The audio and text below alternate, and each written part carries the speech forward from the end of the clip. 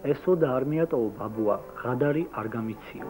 სიმბოლურად შეეგება ეს სიტყვები 6 აგვისტოს ჩოხატაურში გამოჩენილი ქართველი მწერლის ნოდარ დუმბაძის სახლ-მუზეუმის გახსნისადმი მიძღვნილ ზეიმზე ჩამოსულ უამრავ სტუმარს. სოფელ ზემნობანში თავი მოიყარა მწერლის ათასობით გულშემატკივარმა. ასეთი შენობის აგება ნოდარ დუმბაძეს სიცოცხლეშივე სურდა. მისი გარდაცვალების შემდეგ მწერლის მეგობარმა, არქიტექტორმა ჯემალ დავითაიამ ჩოხატაურებს გადასცა პლანშეტი წარწერით. ის რაც ნოდარს უნდოდა გაეკეთებინა ხიდისთავში. მშენებლობა 1988 წელს ჩაიყარა საფუძველი. 2 თვის უკან კი ჩოხატაურის რაიონის გამგებლის ბატონ გია ცინცაძის ინიციატივით მშენებლობა განახლდა. დღევანდელ პირობებში წარმოუდგენელი იყო მისი დამთავრება, მაგრამ რაიონის ხელმძღვანელობამ ყველაფერი იღონა და ზემნობაში მოსულ უამრავ სტუმარს დახვდა ხიდისთავიდან მუზეუმამდე გაყვანილი სამანქანო გზა, მუზეუმის თანამედროვე ტიპის შენობა, დამხმარე ნაგებობითა და კეთილმოწყობილი ეზოთ. ტერასულ ფერდოზე აგებული შენობიდან კარგად მოსჩანს გურიის საინტერესო და მიმზიდველი პანორამა. მე ვიცხოვრებ სოფელში, მექნება დიდი ოდა, თითქოს ახდა მწერლის ჩანაფიქრი.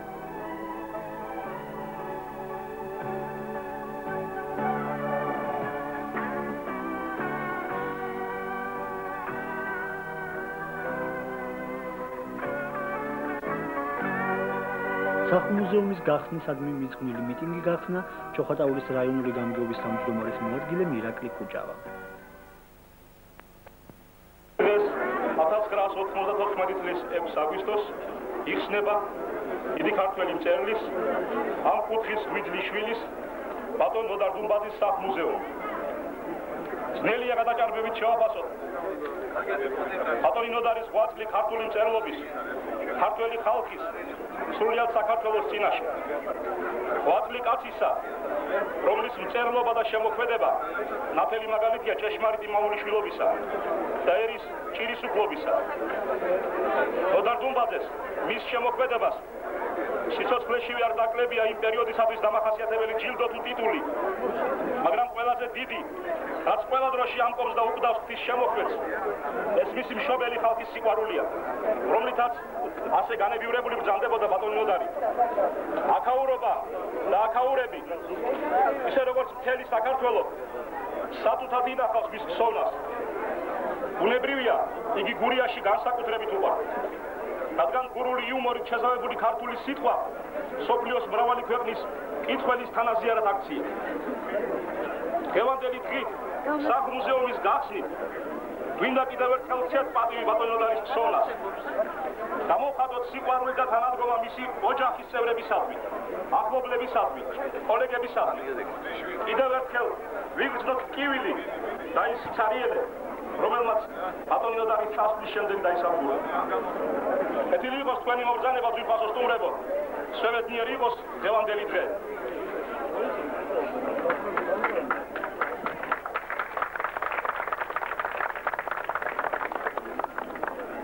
მინდა გაგაცნოთ დღეს მიღებული ტელეგრამის ტექსტი. ჩოხატაურის რაიონის გამგეობის თავმჯდომარეს ბატონ გია ცინცაძეს. მივესალმები შესანიშნავ მოვლენას დაკავშირებულს გამოჩენილი საზოგადო მოღვაწის და ჩვენი ხალხის ერთ-ერთი უსაყვარლესი მწერლის ნოდარ დუმბაძის ცხოვრებისა და მოღვაწეობის სამსახველის სახლ-მუზეუმის გახსნასთან დაკავშირებით. დღევანდელი გაჭირვების ჟამს ძნელად განსახორციელებელია მშენებლობა.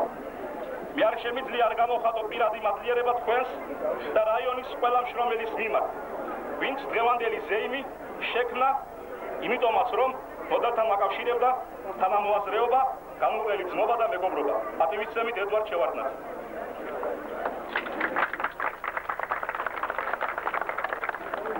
სიტყვას ვისალმებისათვის ვთხოვთ ბატონ გურამ ფანჯიკიძეს.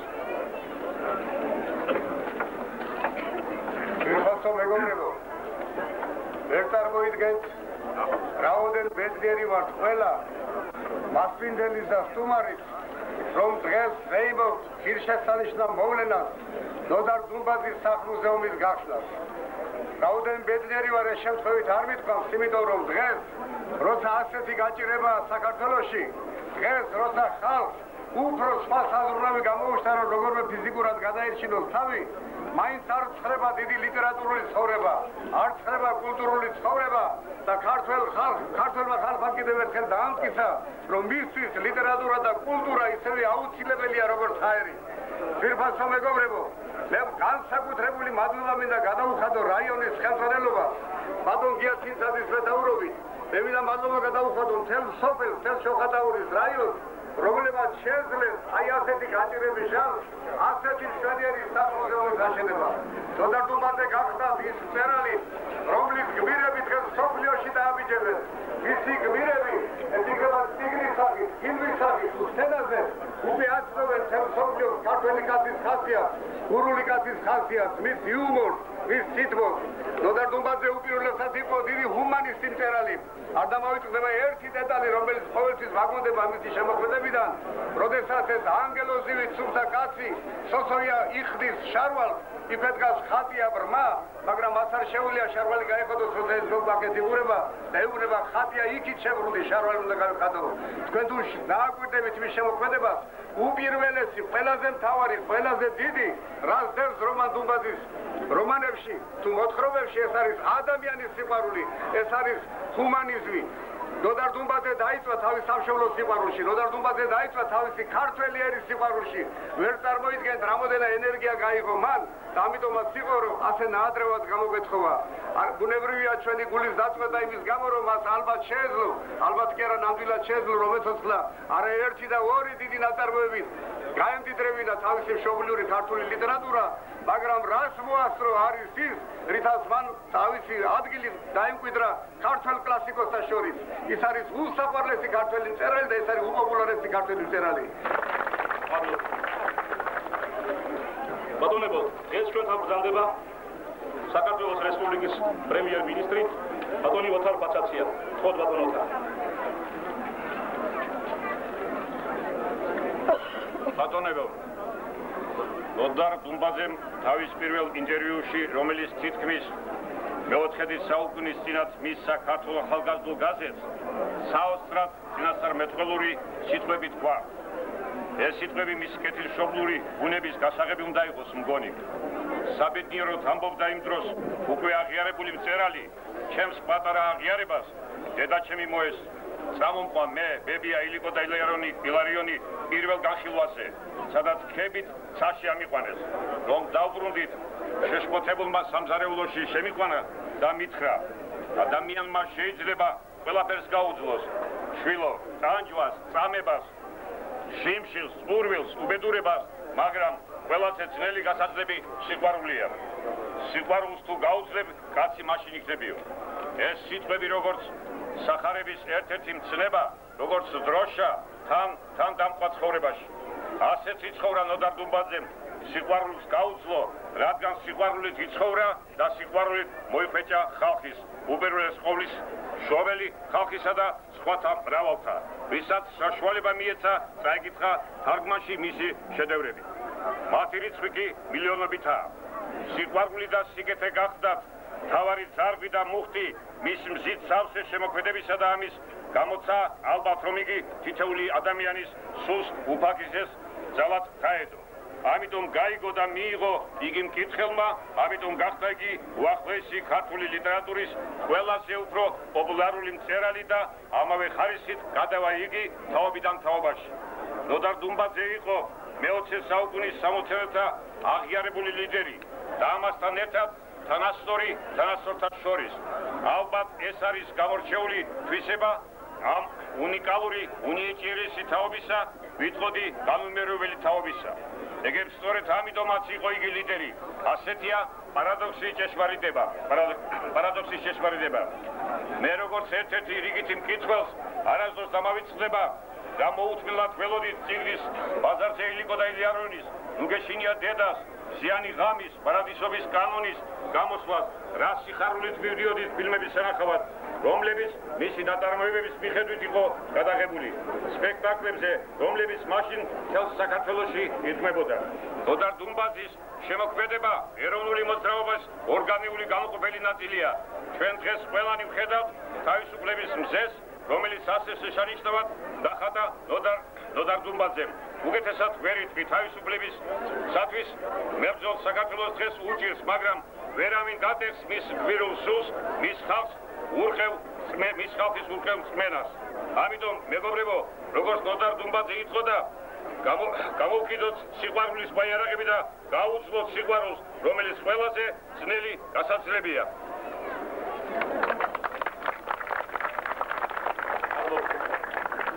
ბატონი გიორგი ციციშვილი.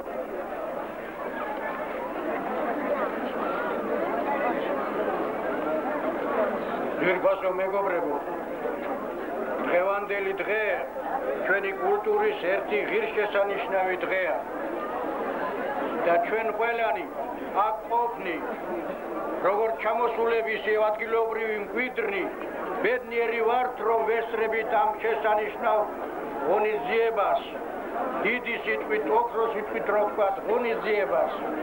ღონე უნდა ამას, სულიერი ძალა უნდა, რომ შერი თანამედროვე დააფასო ისე ღირსეულად, როგორც ამ შემთხვევაში ჩვენი ამოჩენილი ქართველი მწერალი ნოდარ დუმბაძე იმსახურებს. ნოდარი უნიკალური მოვლენაა მე-20 საუკუნის ქართულ ლიტერატურაში. ეს არის კაცი, რომელმაც აღამაღლა ქართული პროზა, დაუსახა მას ახალი გზები და მართებულად ითქვა, ეს არის ნოვატორი მწერალი. აბსოლუტურად გასაგები ყველასათვის, აბსოლუტურად ნათელი, მაგრამ იმავე დროს საოცარი სიღრმეების, საოცარი პერსპექტივის, საოცარი შორტჭრეტელობის ღონე მწერალი. ქართველ ხალხს რამდენიც ამ ქართველმა ხალხმა ჭირი და ვაება განიცადა, სხვა რომელიმე ერს იმის ნახევარიც რო განეცადა, შეიძლება სამუდამოდ დავიწყებოდ არა მარტო იუმორი, არამედ სიცილიც კი, მაგრამ ქართველმა ხალხმა შეინარჩუნა ეს თავისი უდიდესი თვისება, რომელიც ოპტიმიზმს მატებდა მას, რომელიც ძნელბედობაში ეხმარებოდა, აეტანა საოცარი სიძნელეები და აი ნოდარ დუმბაძემ ყველაზე მაღლა ასწია სწორედ ეს ღირსება. მისი შემოქმედება ახსავს იუმორით, გასაგებია მსოფლიოს ყველა ხალხისათვის. ამიტომ იყო, რომ მას თვით გულცივი ინგლისელებიც კი, გულცივი რა თქმა უნდა ბჭყალებში, მაგრამ თავდაჭერილები, ენთუზიაზმით, სიხარულით, ტაჟისყვრით ხვდებოდნენ და ეს იყო მათთვის გაუგონარი ამბავი, რომ ევროპამ, თელმა მსოფლიომ არ არის ქვეყანა, სადაც რომელიმე მის სცენაზე ნოდარის პიესა არ დადგმულიყო, ან და მისი ნაწარმოები არ დავეშლილიყო. და მთელმა მსოფლიომ აღიარა ისა, დღეს, როცა ქართული მწერლობისა ეს პერიოდი მე-20 საუკუნე საკმაოდ გაუგებარი და ბნელი არის ბევრისათვის, ნოდარ დუმბაძე ის დროშა არის, რომელმაც აჩვენა, რომ ჩვენი შემოქმედება ეროვნული ქართული ლიტერატურული იმ მსოფლიო სტანდარტების, როგორც ახლა შემოვიდა მოდაში ეს სიტყვა, სტანდარტების სიმაღლეზე დგას, რომ ის არის შესანიშნავი ქმნილებები, რომლებიც გასაგებია ყველა ერისა და ყველა დროისათვის და ჩვენ გვწამთ, რომ ის მომავალშიაც ასეთი გახარებული იქნება.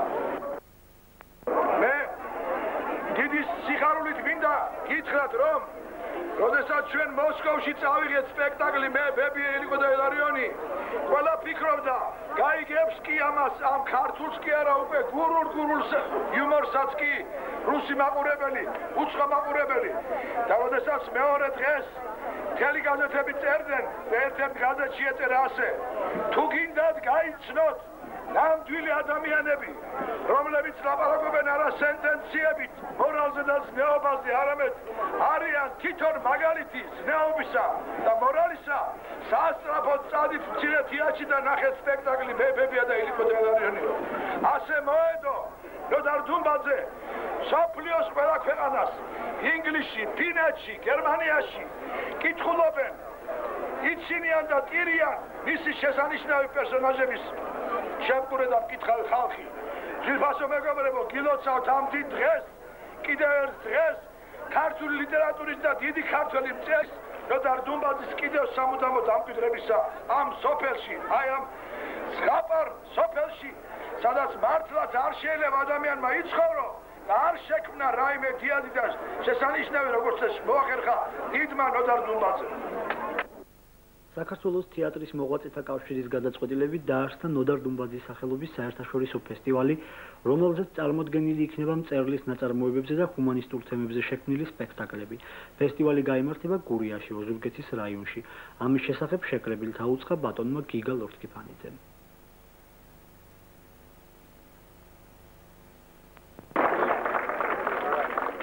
ჩვენთვის ყველასთვის საყვარელი ქალბატონი ანა კალანდაძე.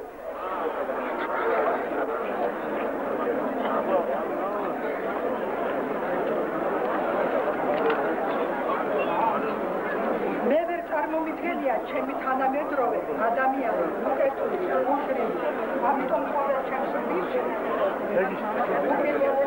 ამ საებრივ დაწესებას ვეძებ ნობიარობას ტკივილსო წერს ნოდარ დუმბაძე სწორედ ამ საებრივ დაწესებას ღადარი ვიტყვევდა და ინახავდა წერლის დიდი ფაქტმოყარებული მთელი მისი შემოქმედებიდან გამოსწორდა სწორედ ეს საებრივი დაწესება რასაც უკვე მრავალგზის ითქვა და დაიწერა ალბათ ყველა ჩვენგან საინტერესებს რა სიტყვა ნოდარ დუმბაძეს დღეს იმ უკეთურებასა და უზრუნველობაზე ჩვენ სიკვდილი რომ გამეფებოდა იყო და ალბათ იმასვე რაც არაერთხელ უძღვნა არაფერი არაფერს ისე სამართლობდა თავის მომწელად არითულებოდა საქართველოში როგორც უპატიოსნება ძნული ქართული ანდაზა ღაღადეს ას მშენებელს ერთი მგრეველი აუთავდაო ვეთყოდა ამასთან იქვე იმედიანა დაცდელდა არ შეიძლება არაიმღვრეს, მაგრამ დრო გადის, ყველაფერი თავის ადგილს უბრუნდება, წყალი იწმინდება. დღეს ზენობალში მისი მუზეუმი იხსნება. ჩვენც ამიტომ შევიკრიბეთ აქ, თითქოს ვესმის კიდეც მისი ალექსიანი ხმა. ვიცი რომ ყველა მოვა, ყველა და მომილოცავე. ჩემს დალოცვას რა უნდა, არაფერი, სულ ორიოდე სიტყვა. ძვირფასო თანამემამულეო, ძვირფასო მეგობრებო, დავლოცოთ ორიოდე სიტყვით ის ფაქტი, რომელიც მთელი თავისი სიცოცხლე ადამიანში მხოლოდ სინათლეს და სიმართლეს ერდებოდა. დავლოცოთ ნოდარ დუმბაძე მისივე სიტყვებით. შენს მარჯვენას გაუმარჯოს, შენი ცხოვრების გზას გაუმარჯოს, შენს ფიქრს გაუმარჯოს, შენს ოცნებას მამული იცოცხლოს მეხსოვს. ძვირფასო მეგობრებო, როგორ მიესადაგება დღევანდელ საქართველოს დიდი რუსთველის სიტყვები მე ვერ რამან გამახარნეს მართლა რამ უნდა გაგახაროს დღევანდელ დღეს ეს როცა საქართველოში შეიმობს სიძულვილი და იჩაგრება სიყვარული კაცი გაუხარელია არა მარტო ნოდარ დუმბაძის თაობა არამედ ქართველი კაცი, რომელსაც დღეს საქართველოში სიყვარულისა გაეგება. მაგრამ საოცრებავ, რაც მე აქ ვნახე, ეს არის დიდებული, ეს არის ის, რაც ეკადრება ჩვენს დიდ ნოდარ დუმბაძეს, დიდ ქართველს, დიდ პოეტს, დიდ ხელოვანს. მერთმა ხელი მოგიმართოთ, თურმე როგორ შეუძლია ქართველ კაცს სათვითად შეინახოს სიყვარული. მე თქვენ სიყვარულს ვენაცვალე რამე თუ ნოდარ დუმბაძე იყო მწერალი სიყვარულისა, ნოდარ დუმბაძე იყო მწერალი ერთგულებისა, ნოდარ დუმბაძე იყო პიროვნება, რომელსაც ძალიან უყვარდა ადამიანი. მადლობთ იმისათვის ადამიანებო, რომ თქვენ დღეს როცა ქართველი მწერლების წიგნების დაწყას კი შეუძლიათ თქვენ შეინახეთ სიყვარული დიდი მწერლობისა. ღმერთო, ესე იგი არსებობს ხვალინდელი დღე. ღმერთო, ესე იგი საქართველო ხვალ გაიღვიძებს და აღმობრწყინდება მზე იმ დაგვარად, როგორც ეს ეკადრებოდა ნოდარ დუმბაძის გმირებს, მის მშვენიერებას, მის სინათლეს, მის სიცოცხლეს. მერთხელ თქვი, სადღეგრძელო და ეხლაც ვიმეორებ, გაუმარჯოს იმ კაცს, რომელიც იყო ჩვენთან და სიცოცხლეს გვიადვილებდა, წავიდა ჩვენგან და სიკვდილს გვიადვილებს. მადლობელი ვარ ხალხო თქვენი. გაუმარჯოს საქართველოს, რომელმაც იცის პრესი ნოდარ დუმბაძისნაირი ხალხისა. მადლობა. აჯარის მწერალთა ორგანიზაციის თავმჯდომარე ბატონი შოთა ზოიძე.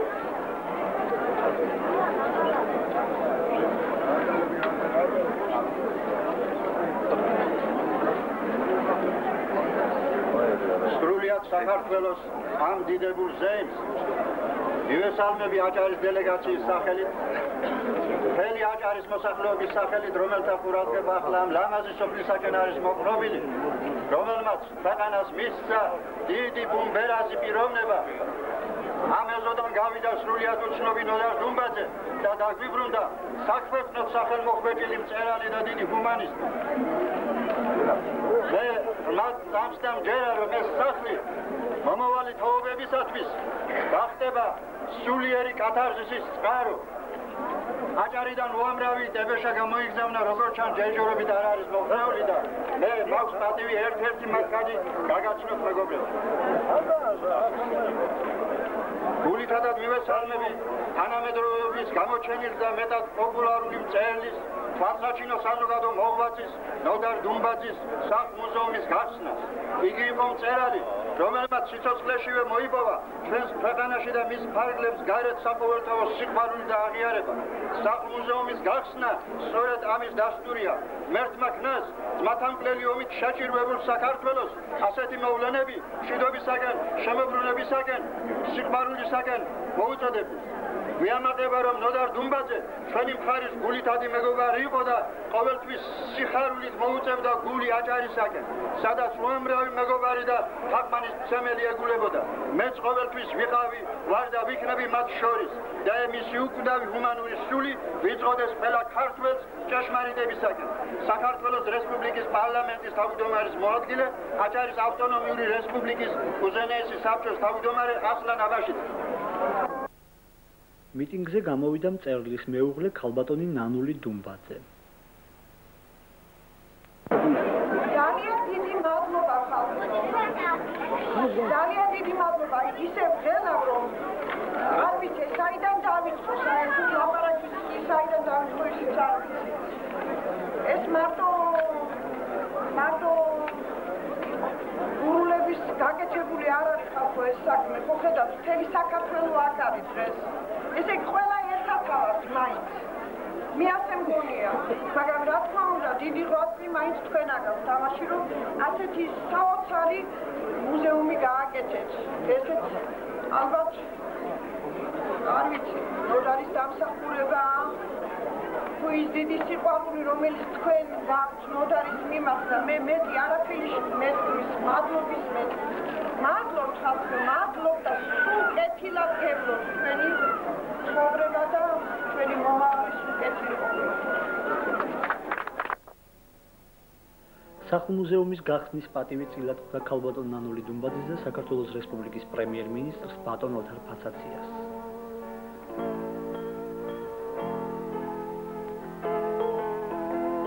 ზიანი გულის მწერალი. ასია ცნობილი ნოდარ დუმბაძე ქართულ ლიტერატურაში. მზე გუშინ თითქოს ჩვეულებრივზე უფრო აცხუნებდა ზენობანში, მაგრამ არა მხურვალე, არამედ თბილი და მოალერსე. ისეთი, როგორი სადიდებლადად შექმნა და დაგვიტოვა მწერალმა მზით სავსე შემოქმედება. და როცა ბახმაროს მთიდან მოსული ნისლი გურული ყაბალახვევით ეხვეოდა ზენობანს, ამ დღის, ამ მზის მადლიერი ათასობით ქართველი თითქოს მწერლის სიტყვებით ემშვიდობებოდა ჩამავალი მზის შორ დისკოს. მშვიდობით მზეო, ბატონო, დიდი, უზენაესი და უმაღლესი მადლობა შენ.